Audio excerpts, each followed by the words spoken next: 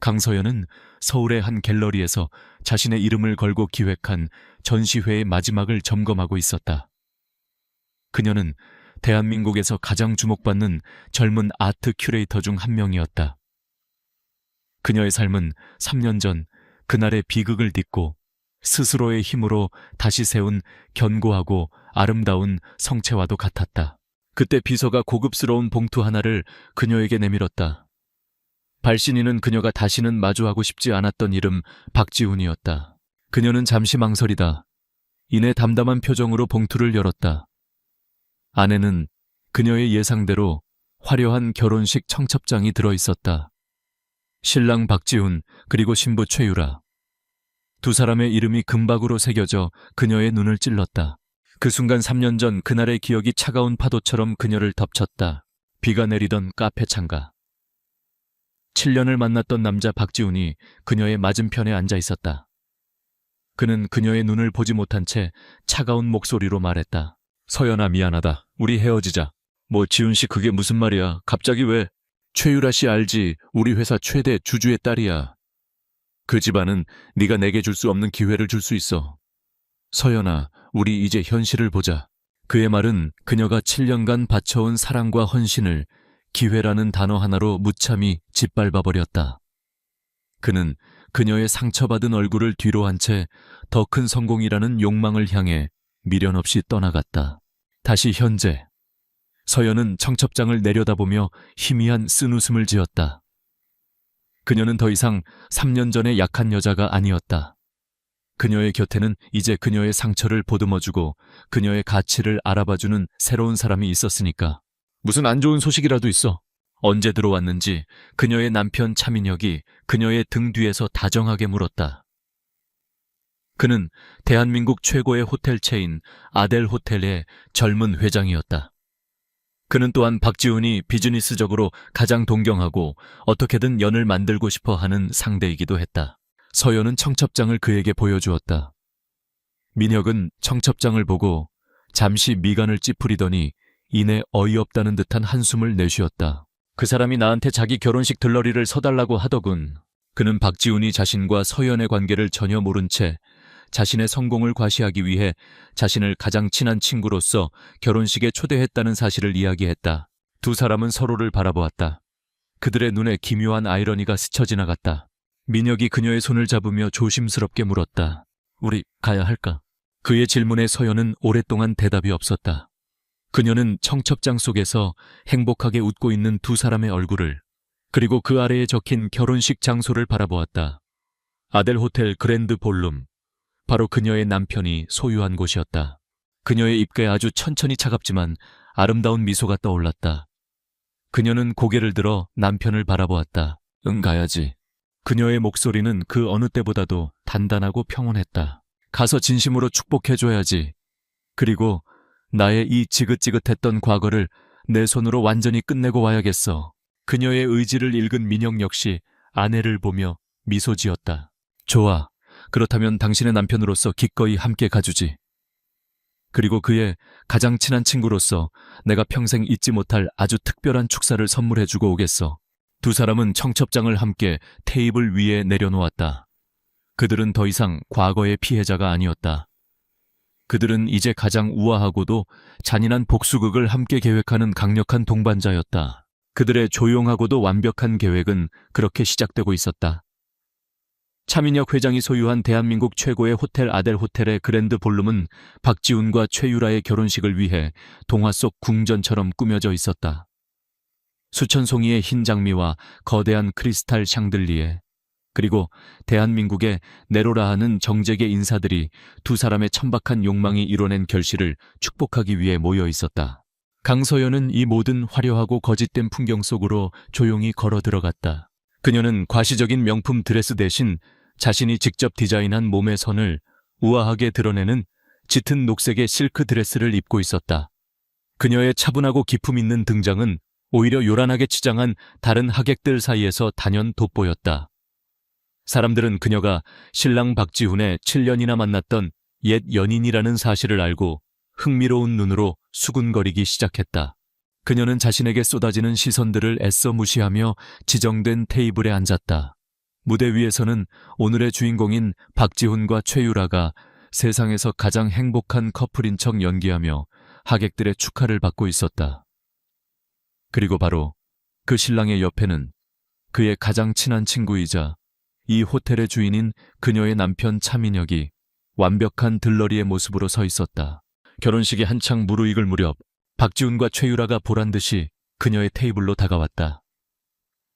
그들의 얼굴에는 승리자의 오만함과 패배자를 향한 값싼 동정심이 걸려 있었다. 서연 씨 와주셔서 감사해요. 신부 최유라가 그녀의 손을 잡으며 위선적인 목소리로 말했다. 지훈 씨한테 이야기 많이 들었어요. 마음고생 심했을 텐데 이렇게 직접 와서 축하해 주다니 정말 마음이 넓으시네요. 박지훈 역시 거들었다. 그의 목소리에는 미안함보다는 자신의 성공을 과시하는 만족감이 더 크게 담겨 있었다. 그래 서연아, 네가 이렇게 쿨하게 와주니 나도 마음이 편하다. 너도 곧 나 같은 사람 말고 너한테 더 맞는 좋은 사람 만나야지. 그들의 모든 말 한마디 한마디는 서연을 짓밟고 자신들의 행복을 과시하기 위한 잘 짜인 각본이었다. 하지만 서연은 그들의 예상과는 전혀 다른 반응을 보였다. 그녀는 더 이상 그들의 말 한마디에 상처받던 과거의 연약한 여자가 아니었다. 그녀는 그들을 분노나 슬픔이 아닌 마치 철없는 아이들을 보는 듯한 아주 희미한 연민의 눈으로 바라보았다. 그녀는 우아하게 와인잔을 들어 올리며 평온한 미소를 지었다. 결혼 축하해요, 지훈 씨. 그리고 유라 씨도요. 두 사람 정말 잘 어울리네요. 그녀는 잠시 말을 멈추고 그들의 눈을 똑바로 쳐다보며 의미심장한 말을 덧붙였다. 두 분이 각자 뿌린 만큼 꼭 그대로 거두는 그런 결혼 생활을 하시길 진심으로 바랄게요. 그녀의 그 평온한 태도에 오히려 당황한 것은 박지훈과 최유라였다. 그들은 자신들의 의도가 전혀 먹히지 않자 어색한 미소를 지으며 다른 테이블로 향했다. 서연은 멀리 무대 쪽에 서 있는 남편 차민혁과 잠시 눈을 마주쳤다. 그의 눈빛에는 아내를 향한 걱정과 저속한 자들을 향한 차가운 분노가 담겨 있었다. 두 사람은 눈빛만으로 그들의 조용한 계획이 순조롭게 진행되고 있음을 확인했다.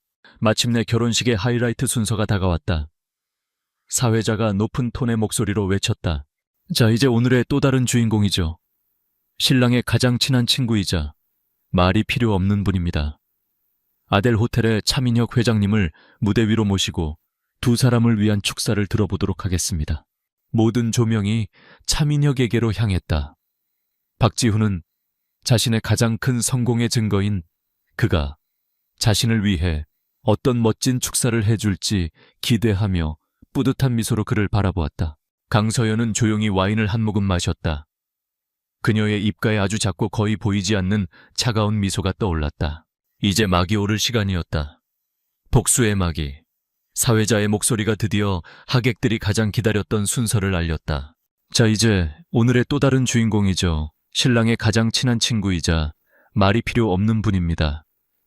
아델 호텔의 차민혁 회장님을 무대 위로 모시고 두 사람을 위한 축사를 들어보도록 하겠습니다. 모든 조명이 신랑 박지훈의 옆에 서 있던 차민혁에게로 향했다. 강당 안의 모든 하객들이 대한민국에서 가장 젊고 성공한 기업가 중 한 명인 그의 등장에 감탄과 함께 박수를 보냈다. 신랑 박지훈의 어깨가 자랑스러움으로 한껏 올라갔다. 그는 이 순간을 자신의 성공을 증명하는 가장 화려한 순간이라고 생각했다. 차민혁은 부드러운 미소와 함께 무대 중앙의 마이크 앞으로 걸어나갔다. 그는 먼저 신랑과 신부를 향해 짧고 정중한 축하 인사를 건넸다. 안녕하십니까, 차민혁입니다. 지훈이와는 비즈니스를 통해 오랜 시간 알고 지낸 사이입니다. 오늘 제 친구 박지훈과 그의 아름다운 신부 최유라 양의 결혼을 진심으로 축하합니다. 두 분의 앞날에 행복이 가득하기를 바랍니다. 그의 축사는 너무나도 간결하고 어딘지 모르게 차가웠다. 하객들은 잠시 술렁였다. 축사를 마친 민혁은 마이크를 내려놓는 대신 잠시 말을 멈췄다. 그의 시선이 강당의 가장 구석진 곳에 앉아있는 한 여인 강서연에게로 향했다. 연 회장의 분위기가 미묘하게 변하기 시작했다. 하지만 저는 오늘 그의 목소리가 이전보다 훨씬 더 따뜻하고 개인적인 톤으로 바뀌었다. 이 특별한 자리를 빌려 저에게 훨씬 더 소중한 다른 한 사람에게 감사의 인사를 전하고 싶습니다. 모든 하객들이 의아한 표정으로 그를 쳐다보았다. 박지훈과 최유라의 얼굴에서도 당혹감이 스쳐 지나갔다. 차민혁은 그 모든 시선을 뒤로 한 채 무대에서 내려왔다. 그리고 그는 수많은 하객들 사이를 지나 똑바로 강서연의 테이블을 향해 걸어갔다. 스포트라이트가 그의 움직임을 따라 함께 움직였다. 그는 그녀의 앞에 멈춰 섰다. 그리고 그는 자신의 아내를 향해 세상에서 가장 부드러운 손길로 손을 내밀었다. 잠시만 저와 함께 무대 위로 올라가 주시겠어요? 서연은 그의 계획을 알고 있었다는데 평온한 미소와 함께 그의 손을 잡고 자리에서 일어났다. 차민혁은 그녀의 손을 잡고 강당의 중앙 모든 사람들이 볼 수 있는 그곳에 섰다. 그는 다시 한번 마이크를 잡았다. 그의 시선은 오직 사랑하는 아내에게만 고정되어 있었다. 제가 감사 인사를 전하고 싶었던 사람이 바로 이 사람입니다. 저에게 진정한 강인함과 품격, 그리고 사랑의 의미를 가르쳐준 여인이죠. 그는 잠시 말을 멈추고 무대 위에 얼어붙어 있는 박지훈과 최유라를 향해 시선을 돌렸다. 그리고 그는 자신의 마지막 말을 가장 잔인하고도 우아한 방식으로 내뱉었다. 오늘의 신랑 박지훈 군에게도 감사를 전합니다. 그의 입가에 서늘한 미소가 걸렸다. 당신이 그녀의 가치를 알아보지 못한 덕분에 제가 그녀를 만날 수 있었으니까요. 그는 고개를 돌려 자신을 바라보는 모든 하객들을 향해 그리고 온 세상을 향해 자랑스럽게 선언했다. 여러분, 제 아름다운 아내 강서연입니다. 그 말이 끝나는 순간 강당 안에서는 누군가 샴페인 잔을 떨어뜨리는 소리가 날카롭게 울렸다. 박지훈의 얼굴이 자랑스러움에서 혼란으로, 그리고 마침내 완전한 경악과 파멸의 표정으로 변해가는 과정은 한편의 슬로우 모션 비디오 같았다. 신부 최유라의 얼굴에서는 미소가 사라지고 그 자리에는 극도의 수치심과 분노가 떠올랐다. 그들의 완벽했던 결혼식은 그들이 가장 무시하고 경멸했던 한 여인의 전 남자친구가 아닌 바로 그녀의 남편에 의해 가장 화려하고도 비참한 방식으로 완전히 파괴되었다. 복수는 그렇게 가장 우아한 방식으로 완성되었다. 차민혁의 마지막 말이 강당 전체에 울려 퍼지는 순간 화려했던 결혼식장은 순식간에 아수라장으로 변했다. 하객들은 충격과 경악 속에서 믿을 수 없다는 듯이 무대 위에 신랑 신부와 강당 중앙에 서 있는 강서연과 차민혁을 번갈아 쳐다보았다. 그들의 속삭임은 걷잡을 수 없는 파문이 되어 연회장 전체로 퍼져나갔다. 세상에, 저 여자가 박지훈의 옛 연인이 차민혁 회장의 부인이었다고. 그럼 저 가방은 박지훈 저 친구 완전히 잘못 건드렸네. 아델 호텔 회장을 적으로 돌렸으니 신부 최유라의 아버지는 자신의 딸과 가문이 대한민국 전체의 웃음거리가 되었다는 사실에 분노로 얼굴이 시뻘개진 채 박지훈의 아버지에게로 달려가 멱살이라도 잡을 듯이 소리쳤다. 두 집안의 화려했던 결합은 이제 추악한 싸움으로 변질되고 있었다. 그리고 무대 위의 주인공 최유라는 히스테릭한 비명을 지르며 옆에 굳어있는 박지훈을 향해 악을 쓰기 시작했다. 이게 다 당신 때문이야. 나한테는 아무것도 아닌 여자라며 어떻게 나를 이 모든 사람들 앞에서 이렇게 비참하게 만들 수가 있어. 그녀의 완벽했던 결혼식, 그녀의 인생 최고의 날은 이제 최악의 악몽이 되어버렸다. 이 모든 혼돈의 중심에서 강서연과 차민혁은 더 이상 그곳에 머무르지 않았다. 그들은 이 추악한 연극의 관객이 될 필요가 없었다. 그들은 서로의 손을 잡고 모든 사람들의 경악스러운 시선을 뒤로 한 채 조용히 그리고 당당하게 연회장을 빠져나갔다. 그들의 퇴장은 그 어떤 화려한 피날레보다도 더 강렬한 여운을 남겼다. 무대 위에 홀로 남은 박지훈은 그 두 사람의 뒷모습을 멍하니 바라보았다. 그는 이제야 자신이 무엇을 잃었는지를 깨달았다. 그는 단순히 한 여자를 잃은 것이 아니었다. 그는 자신의 가장 힘든 시절을 함께 견뎌주고 자신의 성공을 진심으로 응원해 주었던 진정한 사랑을 잃었다. 그리고 그는 더 큰 성공을 위해 그녀를 버리고 선택한 이 결혼을 통해 자신이 그토록 동경하고 연을 맺고 싶어 했던 거물 차민혁을 자신의 가장 큰 적으로 만들어버렸다. 그의 실용적인 선택은 결국 그의 인생 전체를 파멸로 이끄는 최악의 자충수가 되어버린 것이다. 한편 호텔을 빠져나온 서연과 민혁은 차를 타고 서울의 밤거리를 달리고 있었다. 차 안에는 연 회장의 소음과는 대조적으로 평화로운 침묵이 흘렀다. 민혁이 아내의 손을 잡으며 조용히 물었다. 괜찮아. 서연은 창밖의 불빛을 바라보았다. 그리고 아주 오랜만에, 정말로 오랜만에 마음속 깊은 곳에서부터 우러나오는 가볍고도 환한 미소를 지었다. 괜찮은 것 이상이야. 이제 정말로 자유로워진 것 같아. 그녀는 남편을 바라보았다. 고마워요, 민혁 씨. 복수해줘서가 아니에요. 내 곁에 서줘서, 진정한 파트너가 무엇인지 보여줘서 정말 고마워요. 그녀는 더 이상 과거의 상처에 얽매여 아파하는 피해자가 아니었다. 그녀는 자신의 가치를 알아봐주는 사람과 함께 자신의 존엄을 되찾은 강인한 여인이었다. 민혁은 그런 아내의 모습을 사랑스러운 눈으로 바라보았다. 과거는 이제 끝났어, 서연아. 이제 우리 집으로 가서 우리의 미래를 시작하자. 그의 말처럼 그들의 길고 길었던 복수극은 끝났다. 그리고 이제 그들에게는 서로에 대한 깊은 신뢰와 사랑으로 가득 찬 새로운 미래가 기다리고 있었다. 박지훈과 최유라의 결혼식은 그날로 파탄이 났다. 그 사건은 상류층 사회에 한동안 가장 자극적인 가십거리가 되었다. 자신의 성공을 과시하기 위해 옛 연인을 초대했다가 그녀의 새로운 남편이자 자신의 가장 중요한 비즈니스 파트너에게 결혼식 전체를 망쳐버리는 굴욕을 당한 남자. 박지훈은 모든 사람들의 비웃음거리가 되었다. 최유라의 집안은 격노했고 두 사람의 결혼은 시작도 해보기 전에 이혼 소송으로 이어졌다. 박지훈이 그토록 원했던 부와 명예를 향한 지름길은 오히려 그를 나락으로 떨어뜨리는 절벽이 되어버렸다. 그는 자신이 저지른 배신의 대가를 너무나도 혹독하게 치러야만 했다. 한편 그 모든 소동의 중심에 있었던 강서연과 차민혁은 그들의 삶으로 돌아왔다. 그들의 복수는 시끄러운 소문이나 남들의 비웃음을 즐기는 것이 아니었다. 그들의 진짜 복수는 서로를 아끼고 사랑하며 누구보다도 행복하게 살아가는 것이었다. 두 사람은 진정한 동반자였다.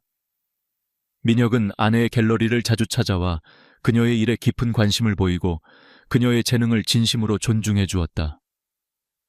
서연 역시 바쁜 남편을 위해 그의 사업에 대한 조언을 아끼지 않았고 그의 가장 든든한 휴식처가 되어 주었다. 그들의 관계는 돈이나 지위가 아닌 서로의 영혼에 대한 깊은 이해와 존중 위에 세워져 있었다. 어느 날 서연은 자신의 서재를 정리하다 박지훈과 함께 찍었던 옛 사진 한 장을 발견했다. 사진 속에서 그녀는 세상을 다 가진 듯 행복하게 웃고 있었다. 그녀는 그 사진을 잠시 바라보다가 이내 아무런 감정 없이 다른 낡은 물건들과 함께 상자 안에 넣어버렸다. 그는 더 이상 그녀의 마음에 어떠한 상처도 미련도 남기지 못하는 그저 희미한 과거의 한 조각일 뿐이었다. 그렇게 1년의 시간이 흘렀다. 서연이 기획한 신진작가 전시회가 큰 성공을 거두던 어느 날 오후였다. 갤러리에는 수많은 관람객들로 붐볐다. 그때 한 남자가 그녀에게 다가왔다. 박지훈이었다. 그는 1년 전과는 완전히 다른 모습이었다. 값비싼 정장과 오만한 미소는 사라지고 그 자리에는 세월의 풍파를 겪은 듯한 지치고 초라한 남자가 서 있었다. 그는 서연의 앞에 서서 오랫동안 아무 말도 하지 못했다. 그리고 마침내 아주 어렵게 입을 열었다. 서연아. 그는 아주 오랜만에 그녀의 이름을 불렀다. 내가 어리석었어. 나는 반짝이는 것들을 쫓다가 내 인생의 유일한 다이아몬드를 내 손으로 버렸지. 용서를 구하러 온 게 아니야. 나는 그럴 자격이 없으니까. 그저 정말 미안했다고 그리고 네가 행복하기를 진심으로 바란다고 그 말을 해주고 싶었어. 그의 사과는 진심이었다. 서연은 그런 그를 더 이상 아무런 감정 없이 평온한 눈으로 바라보았다. 그녀는 조용히 대답했다. 나 지금 행복해요. 그러니 당신도 이제 당신의 인생을 살아요. 그녀는 그를 용서했다. 하지만 그것은 다시 시작하기 위한 용서가 아니었다. 그것은 과거를 완전히 놓아주기 위한 마지막 작별 인사였다. 박지훈이 씁쓸한 미소와 함께 돌아선 후 차민혁이 그녀에게로 다가왔다. 그는 멀리서 모든 것을 지켜보고 있었다. 그는 아내의 어깨를 부드럽게 감쌌다. 괜찮아. 서연은 남편의 어깨에 머리를 기댔다. 그리고 아주 평온하고 진실된 미소를 지었다. 이제 정말로 괜찮아. 그녀는 깨달았다. 진정한 복수는 상대방을 무너뜨리는 것이 아니라는 것을. 진정한 복수는 그 사람이 더 이상 나의 행복에 어떠한 영향도 미치지 못할 만큼 내가 더 행복해지는 것이라는 것을. 그녀는 자신을 배신했던 남자를 용서했고 과거의 상처로부터 완전히 자유로워졌다. 그녀는 자신을 진심으로 아껴주고 자신의 가치를 알아봐주는 남자와 함께 진짜 사랑을 하고 있었다. 그것이야말로 돈으로도 명품으로도 살 수 없는 그녀 인생의 가장 위대한 성취이자 가장 눈부신 명품이었다. 장마가 시작된 여름, 젊은 엔지니어 최시우의 장례식은 비에 젖어 한없이 무겁고 축축했다. 영정 사진 속의 아들은 너무나도 밝게 웃고 있었다. 그 미소를 볼 때마다 아버지 최민준의 심장은 갈갈이 찢어지는 듯했다. 시우는 대한민국 최고의 자동차 회사 누리자동차의 가장 촉망받는 엔진 연구원이었다. 하지만 불과 한 달 전 그는 회사의 핵심 기술을 유출하고 신형 엔진 개발 프로젝트에 치명적인 오류를 일으켰다는 오명을 뒤집어 쓴 채 스스로 목숨을 끊었다. 장례식장에는 회사의 동료들이 찾아와 슬픔을 나누었다. 프로젝트를 총괄했던 윤태수 상무 역시 비통한 표정으로 조문객들을 맞았다. 그는 유족 대표로 나선 최민준의 앞에서 위선적인 눈물을 흘리며 말했다. 정말 안타깝습니다. 시우는 우리 회사의 가장 위대한 인재였습니다. 하지만 때로는 혁신에 대한 과도한 압박감이 젊은 영혼을 비극적인 선택으로 이끌기도 하지요. 회사의 입장에서도 유감스러운 손실이 아닐 수 없습니다. 그의 말 속에는 시우의 죽음이 마치 그의 나약함과 실수 때문인 것처럼 교묘하게 책임을 전가하는 가시가 숨어 있었다. 최민준은 아무 말 없이 그저 고개만 숙였다. 하지만 그의 텅 빈 눈동자 안에서는 차가운 분노의 불꽃이 조용히 타오르고 있었다. 그는 알고 있었다. 자신의 아들은 결코 그런 선택을 할 아이가 아니었다는 것을. 그 배후에는 반드시 무언가 거대한 거짓이 숨어 있을 터였다. 몇 달 후, 대한민국 기계공학의 살아있는 전설, 엔진의 마이스터라 불렸던 최민준은 세상에서 사라졌다. 대신 그의 모습을 한 허리가 구부정하고 희끗희끗한 머리를 한 초라한 행색의 노인이 나타났다. 그의 이름은 최민식이었다. 그는 자신의 모든 경력과 신분을 지우고 가짜 이력서를 만들어 누리자동차의 청소부 모집에 지원했다. 아무도 그의 정체를 의심하지 않았다. 누가 전설적인 엔지니어가 자신이 세운 것이나 다름없는 회사의 가장 낮은 곳으로 돌아오리라 상상이나 했겠는가. 그의 첫 출근 날, 최민준, 아니 이제는 최민식은 낡은 청소부 유니폼을 입고 거대한 누리자동차 타워의 로비 바닥을 닦고 있었다. 눈부신 대리석 바닥 위로 성공을 향해 질주하는 젊은 직원들의 구두 소리가 울려 퍼졌다. 그때 거만한 발걸음 소리와 함께 윤태수 상무가 그의 곁을 지나갔다. 그는 자신의 발밑에서 바닥을 닦고 있는 늙은 청소부에게는 눈길 한 번 주지 않았다. 최민식의 눈에 그는 더 이상 아들의 상사가 아니었다. 그는 이제 자신의 복수의 목표물이었다. 최민식은 완벽한 보이지 않는 사람이 되었다. 그는 청소 카트를 밀며 건물의 모든 곳을 돌아다녔다.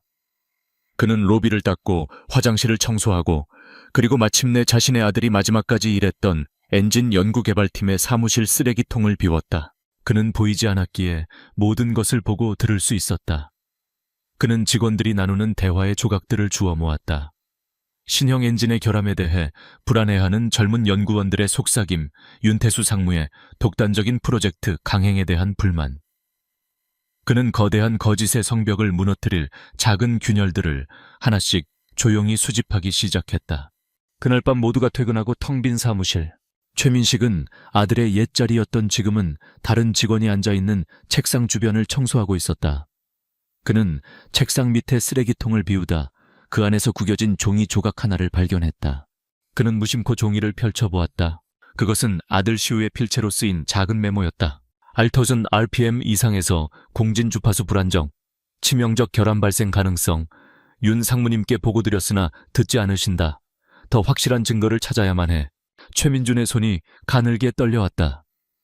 이것은 아들이 남긴 마지막 투쟁의 흔적이자 윤태수의 범죄를 증명할 첫 번째 증거였다.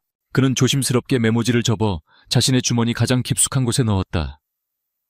그의 눈빛이 텅 빈 사무실의 어둠 속에서 차가운 불꽃처럼 이글거렸다. 보이지 않는 사람의 조용하고도 가장 철저한 복수는 그렇게 시작되고 있었다. 최민식이라는 이름의 유령은 매일 밤 누리자동차 타워를 배회했다. 낮 동안 그는 그저 허리를 굽혀 묵묵히 바닥을 닦는 존재감 없는 늙은 청소부였다. 하지만 모든 직원들이 퇴근하고 거대한 건물이 침묵에 잠기는 순간 그는 비로소 진짜 일을 시작했다. 그는 이 건물의 어둠을 지배하는 보이지 않는 사냥꾼이었다. 그의 첫 번째 사냥터는 바로 쓰레기통이었다. 특히 아들이 마지막까지 몸담았던 엔진 연구개발팀의 쓰레기통은 그에게 진실의 조각들을 끊임없이 던져주었다. 그는 매일 밤 그들이 버린 구겨진 종이들을 수집했다. 그 안에는 불안감에 끄적인 엔지니어들의 메모 실패한 테스트 결과가 담긴 초안 보고서, 그리고 과도한 스트레스를 보여주는 텅 빈 커피 믹스 봉지들이 가득했다. 그의 가장 중요한 작업은 사무실의 문서 파쇄기에서 이루어졌다. 윤태수 상무는 모든 민감한 자료들을 파쇄기에 넣어 흔적을 없애라고 지시했지만 그는 알지 못했다. 세상에서 가장 집요하고 위대한 엔지니어 중 한 명이 매일 밤 그 종이 조각들을 다시 맞추고 있다는 사실을. 최민주는 파쇄된 종이 조각들을 집으로 가져와 거실 바닥에 펼쳐 놓았다. 그것은 수만 개의 조각으로 이루어진 거대하고도 끔찍한 퍼즐이었다. 그는 돋보기 안경을 쓴 채 밤을 새워가며 한 조각 한 조각 진실을 맞춰 나가기 시작했다. 그의 손끝에서 파쇄되었던 진실들이 서서히 제 모습을 드러내기 시작했다. 드래곤 하트 2, 엔진의 치명적인 결함에 대한 초기 보고서들. 특정 조건에서 엔진의 내구성이 급격히 저하된다는 데이터 그래프. 그리고 이 모든 것을 상부에 보고하려 했던 아들 최시우의 이름이 적힌 기한서까지.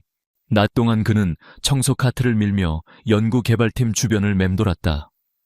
그는 보이지 않는 사람이었기에 모든 것을 들을 수 있었다.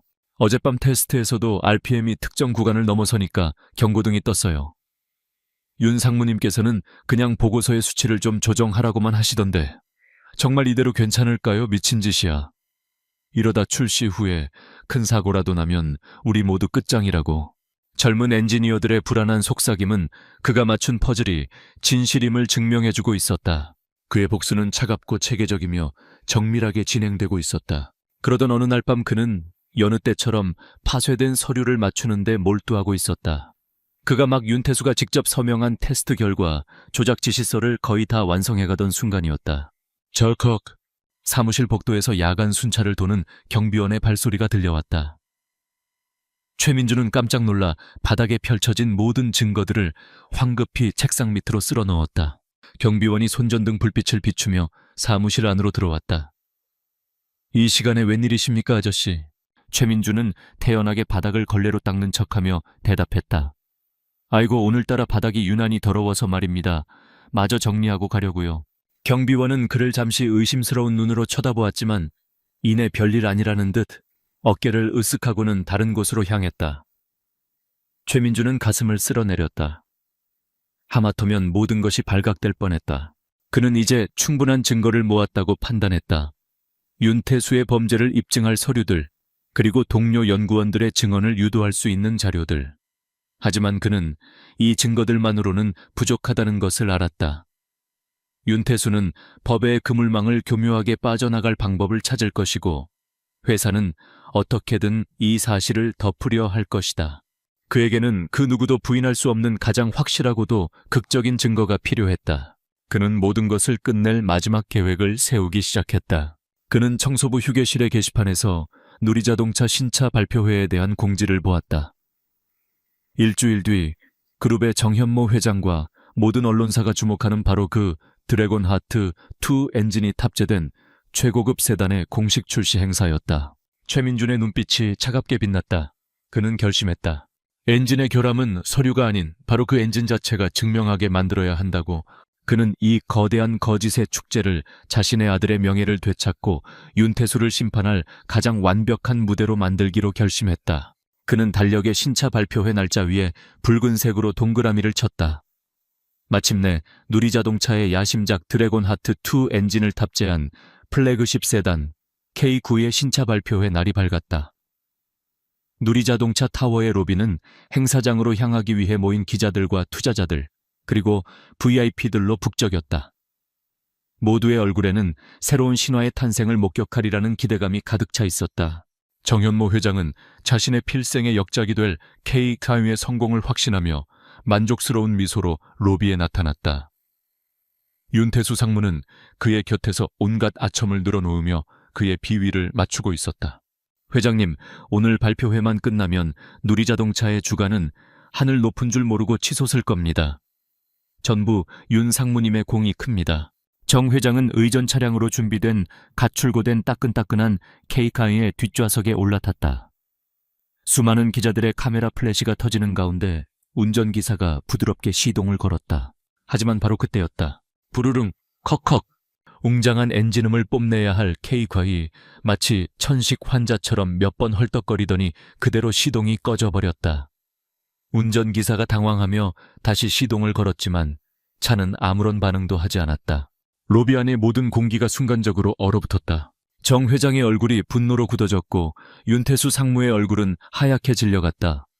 회사 최고의 자랑거리여야 할 차가 가장 중요한 순간에 모든 언론사가 지켜보는 앞에서 완전히 멈춰서 버린 것이다. 이게 무슨 일이야? 당장 기술팀 불러와. 최고의 엔지니어들이 허둥지둥 달려왔다.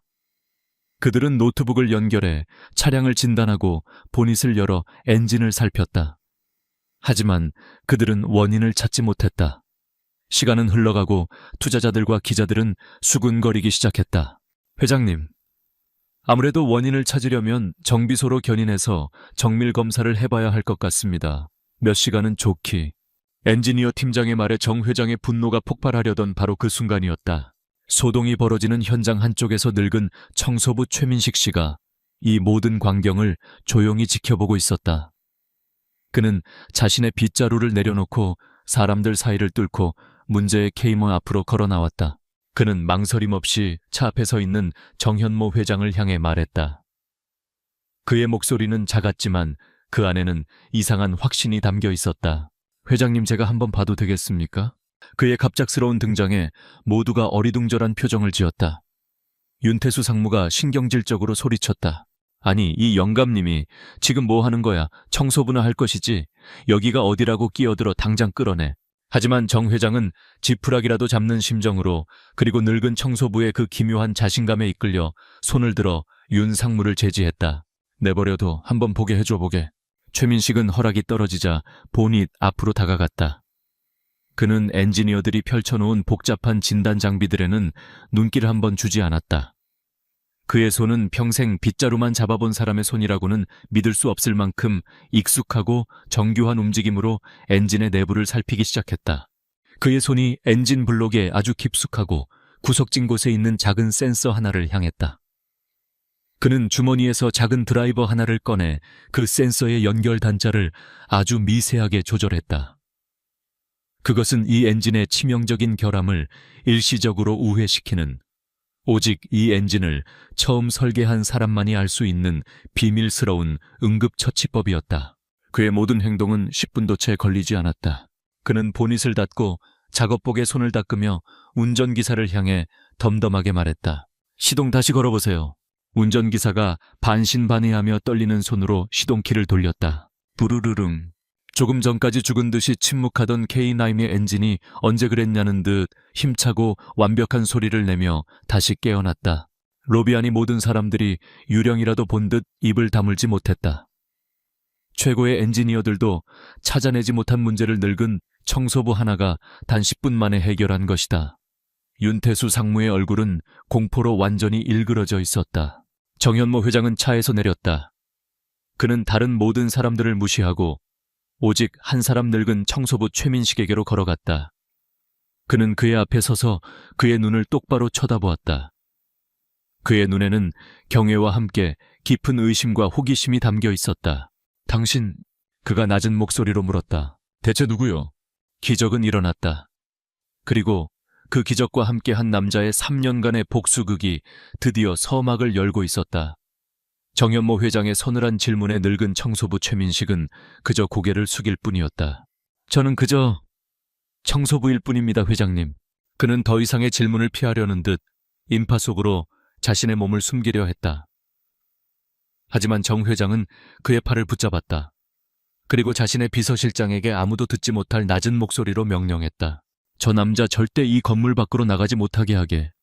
그리고 최민식이라는 저 청소부에 대한 모든 서류 지금 당장 내 사무실로 가져와.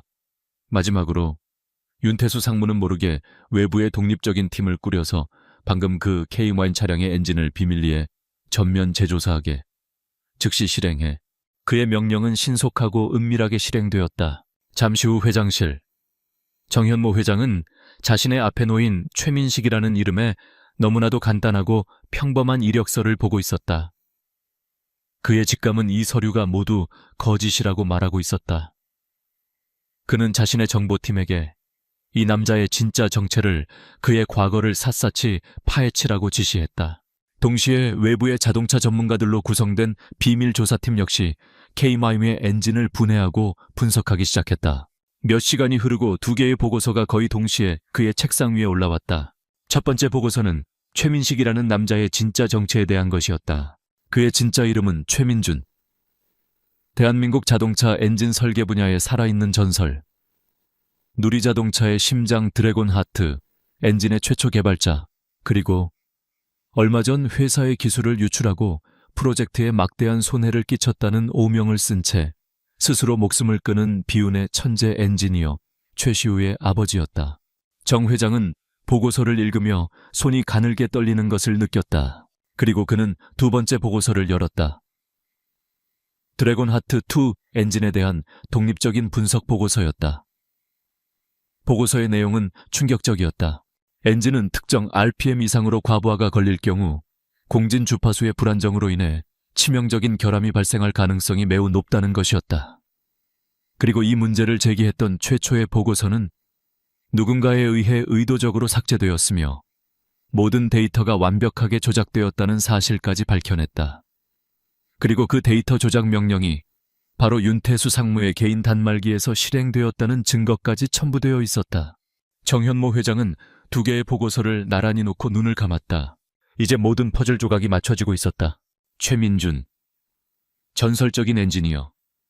그는 아들의 죽음에 얽힌 진실을 파헤치기 위해 자신의 신분을 숨기고 복수를 위해 회사의 가장 낮은 곳으로 스스로 들어왔던 것이다. 그리고 오늘 그는 회장의 차를 고친 것이 아니었다. 그는 회장의 목숨을 담보로 아들이 마지막까지 경고했던 그 엔진의 치명적인 결함을 세상에서 가장 극적인 방식으로 자신의 눈앞에서 직접 증명해 보인 것이었다. 정 회장의 온몸에 소름이 돋았다. 그는 자신의 가장 유능한 임원이라 믿었던 윤태수의 배신에 분노했고 그의 탐욕 때문에 억울하게 죽어간 젊은 엔지니어의 비극에 깊은 죄책감을 느꼈다. 그리고 무엇보다 아들의 명예를 되찾기 위해 자신의 모든 것을 버리고 지난 몇 년간 유령처럼 회사에 머물며 칼을 갈아온 한 아버지의 그 처절한 복수 계획 앞에서 그는 경외감마저 느꼈다. 그는 더 이상 이 사태를 방관할 수 없었다. 그는 한때 자신이 눈 감아주었던 회사의 썩은 종양을 이제는 자신의 손으로 직접 도려내야만 했다. 정현모 회장은 수화기를 들었다. 그의 목소리에는 이 제국의 왕으로서의 차갑고도 단호한 결단이 담겨 있었다. 윤태수 상무 지금 당장 내 방으로 들어오라고 하게. 그는 잠시 말을 멈췄다. 그리고 우리 회사의 청소부 최민식 씨도 이곳으로 초대하게. 아니, 최민준 선생이라고 정중히 모셔오게. 이제 회의를 시작할 시간이니 심판의 무대가 마침내 마련되고 있었다. 정현모 회장의 집무실. 그곳은 이제 한 기업의 운명과 한 아들의 명예, 그리고 한 아버지의 복수가 결정될 마지막 심판의 장소가 되어 있었다. 윤태수 상무가 가장 먼저 도착했다. 그는 무슨 일로 불려왔는지 전혀 짐작하지 못한 채 애써 태연한 표정을 짓고 있었다. 그는 정 회장이 지난번의 케이카이 문제를 질책하려는 것이라 짐작하고 어떻게 변명할지를 머릿속으로 계산하고 있었다. 잠시 후 집무실 문이 다시 열렸다. 그리고 회장의 비서가 낡은 청소부 유니폼 차림의 최민식 씨를 정중하게 안내해 안으로 들어왔다. 윤태수의 얼굴이 경악으로 물들었다. 회장님, 이 영감님은 어인일로. 그가 불쾌감을 노골적으로 드러내며 말했다. 하지만 정 회장은 그를 무시하고 최민식 아니 최민준을 향해 정중하게 말했다. 최민준 선생 이쪽으로 앉으시지요. 최민준. 그 진짜 이름이 불리는 순간 윤태수의 심장이 철렁 내려앉았다. 그의 머릿속이 복잡하게 돌아가기 시작했다. 하지만 그는 애써 침착함을 유지했다. 그는 이 늙은이가 자신의 정체를 밝혔다고 해도 물증이 없는 한 아무것도 할 수 없을 것이라 믿었다. 정 회장이 마침내 입을 열었다. 그의 목소리는 강철처럼 차가웠다. 윤상무, 내가 비밀리에 지시했던 K9 엔진에 대한 독립조사 결과가 나왔네. 그는 보고서 한 부를 테이블 위로 던졌다. 엔진에서 고속주행 시 치명적인 공진 결함이 발생할 수 있다는 결과가 나왔어. 그리고 이 결함이 이미 몇 달 전에 보고되었으나 누군가에 의해 의도적으로 은폐되고 데이터가 조작되었다는 증거까지도. 윤태수는 기다렸다는 듯이 준비해온 변명을 늘어놓았다. 회장님, 그건 이미 사망한 최시우 연구원의 과실이었습니다. 그 젊은 친구가 압박감을 이기지 못하고 데이터를 잘못 처리한 후 그 책임을 감당하지 못해 무책임하게 스스로 목숨을 끊은 것입니다. 제가 모든 것을 바로잡으려 했지만 그의 뻔뻔한 거짓말에 그때까지 침묵을 지키고 있던 최민준이 마침내 입을 열었다.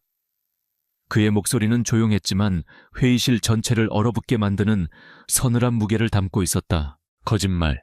그는 자리에서 일어나 자신이 지난 몇 달간 목숨처럼 모아온 증거들을 테이블 위에 하나씩 올려놓기 시작했다.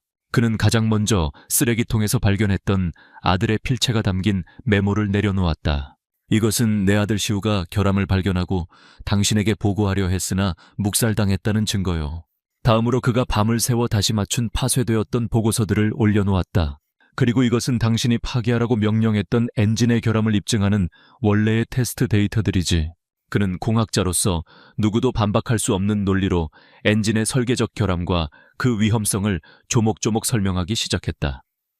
그의 설명 앞에서 윤태수의 얼굴은 점점 더 하얗게 질려갔다. 이 모든 것이 당신이 당신의 책임을 회피하고 내 아들에게 모든 죄를 뒤집어 씌우기 위해 저지른 짓이라는 증거요.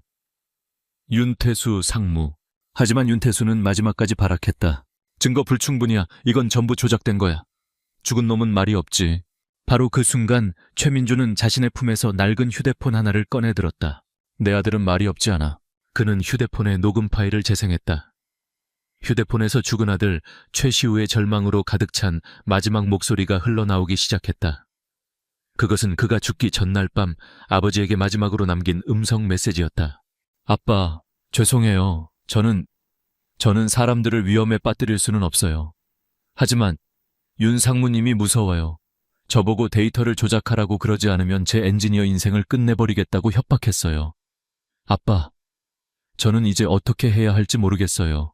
아들의 흐느끼는 목소리. 그 모든 진실이 담긴 절규. 그것은 그 어떤 증거보다도 강력한 심장을 꿰뚫는 비수였다. 녹음이 끝나자 윤태수는 완전히 무너져 내렸다. 그는 의자에 주저앉아 텅 빈 눈으로 허공을 바라보았다. 그의 모든 거짓말과 위선이 한 젊은이의 마지막 목소리 앞에서 발가벗겨진 순간이었다. 정현모 회장이 자리에서 일어났다. 그는 경멸이 가득한 눈으로 윤태수를 내려다보았다. 그리고 존경심이 가득한 눈으로 슬픔에 잠긴 아버지 최민준을 바라보았다. 그는 책상 위에 전화기 수화기를 들었다. 나 정현모 회장이네. 지금 당장 보안팀과 법무팀을 회장실로 올려보내. 즉시. 심판의 날은 그렇게 조용히 그러나 너무나도 철저하게 막을 내리고 있었다. 윤태수 상무는 자신의 모든 범죄가 담긴 아들의 마지막 목소리 앞에서 완전히 무너져 내렸다. 그는 보안팀에게 끌려나가며 마지막까지도 최민준을 향해 증오에 찬 저주를 퍼부었지만 그 어떤 것도 더 이상 최민준의 마음에 상처를 입힐 수는 없었다. 그의 길고 외로웠던 전쟁은 마침내 끝이 난 것이다. 정현모 회장은 즉시 긴급 기자회견을 열었다. 그는 그 자리에서 누리자동차의 신형 엔진 드래곤 하트2의 치명적인 결함과 윤태수 상무가 저지른 은폐 및 데이터 조작 사실을 모두 폭로했다. 그리고 그는 대중 앞에서 고개를 숙였다. 가장 중요하게는 그는 억울하게 세상을 떠난 젊은 엔지니어 최시우의 명예를 공식적으로 회복시켜 주었다. 그는 최시우 연구원이 회사의 과실을 덮으려던 비리 임원에 맞서 마지막까지 진실을 알리려 했던 위대한 내부 고발자이자 진정한 영웅이었다고 선언했다. 그는 대규모 리콜을 약속했고 회사의 신뢰를 되찾기 위해 모든 노력을 다하겠다고 맹세했다. 기자회견이 끝난 후 정 회장은 자신의 집무실에서 최민준과 단둘이 마주 앉았다. 그는 최민준의 앞에 회사의 부회장직 임명장과 천문학적인 액수의 보상금이 적힌 서류를 내밀었다. 최민준 선생, 아니 최민준 부회장님, 다시 회사로 돌아와 주십시오.